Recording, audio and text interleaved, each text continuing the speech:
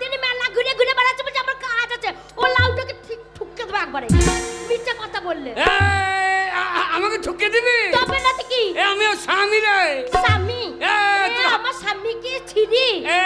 আমাকে আমার স্বামীর গায়ে হাত দিলে কি হয় জানিস তো কি হয় একবার হাত চাইলারা হাতা হয়ে যাবে বাবারে হাতা হয়ে যাবে আমি এরকম করে করে খাবো খেতে পাবি না এমনি এমনি করতে হবে শোনো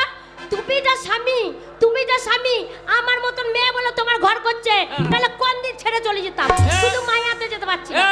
তোর বাবার ভাগ্য ভালো যাই ছেলে বেরিয়েছে না মনে চেহারা দেখো চেহারা দেখ